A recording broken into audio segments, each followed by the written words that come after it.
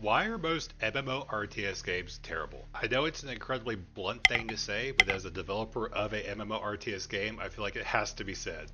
And for me, this is pretty deeply felt because I'm personally an avid RTS player. This is going to age me terribly, but if we go back a couple of decades, I worked on a project that I started called Age of Wars. Incredibly original, I know. And the idea at the time being massively multiplayer, lots of people, long time duration. And it's been 20 years since then, and there's still nothing on the market that really does that.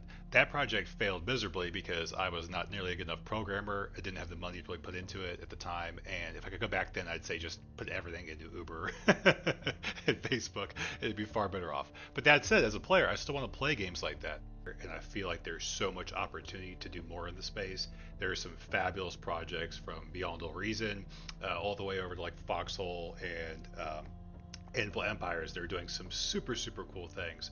So why aren't more companies doing that, and why has there not been more investment in this space? I think in large part it's due to both the introduction of mobile phones as well as the changes in the types of engines that developers are developing for. The engines at the time simply couldn't support a large scale RTS game, both the maps themselves as well as the really high concurrent player counts.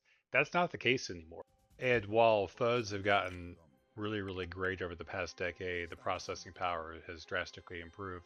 What's ultimately happened is so many of the titles that claim to be MMORTS, and not to disparage them, they are obviously many of them are incredibly commercially successful. They have passionate fans, and there is a place for them. But it's not the only place. And what's happened to some extent is that because that player base on mobile is so incredibly large, and the development costs to some extent are a little cheaper than PC first development. It's kind of sucked up a lot of the capital in the room. And if you talk to other RTS developers out there, it is incredibly challenging to get funding right now. It's pretty telling that when you search, what do you think of MMORTS games, that a couple of these Reddit threads pop up. They're right when they say 90% of them are cheap knockoff cash grabs of better games. Well, I can promise you, Colonizer so far is not a cash grab.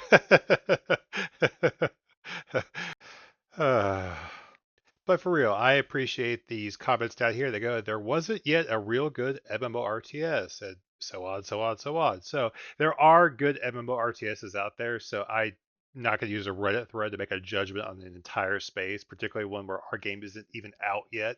But what has happened to some extent is people have kind of taken the MMORTS nomenclature and they've decided this is what these games are. You know, they are only browser based, or they are only pay to play, and so on. And um, so with many of the projects being mobile first, we've kind of constrained our viewpoints of what MMORTS titles can be.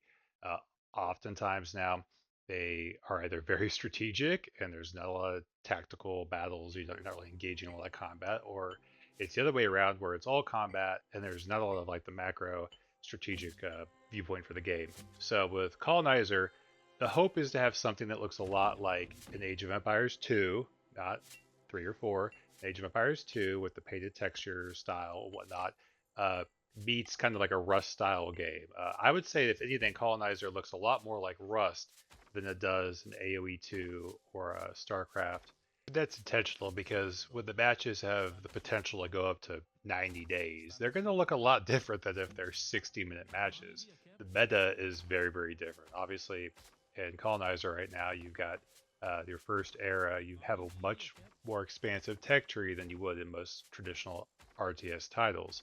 It's not as simple as simply jumping up to the next era. There are going to be decision points about whether you're going to boom right off the bat or you're going to take a more conservative kind of turtling strategy. And to be honest, I'm sure that there's quite a bit we haven't thought of, and that's largely why we've gone to playtesting earlier than many other titles would have. I'm cognizant that there are times the game works well, and there have been other times for sure where the game hasn't worked very well. And the hope is that kind of going in with something that's a little half baked, we're going to be able to not only find these bugs quicker with your assistance, but also to have early feedback on what we can do to style future buildings and units, and certainly the overall meta, to make sure it's a fun, playable experience. Because the last thing we'd want to do is to come to something at early access that simply isn't fun. That's why so much of our effort at the moment is concentrated on building a really stable game experience working up to those high player counts. The next one will hopefully be 32. And working overtime to build out more of the visual identity for this first tribe, as well as the other tribes that are in progress.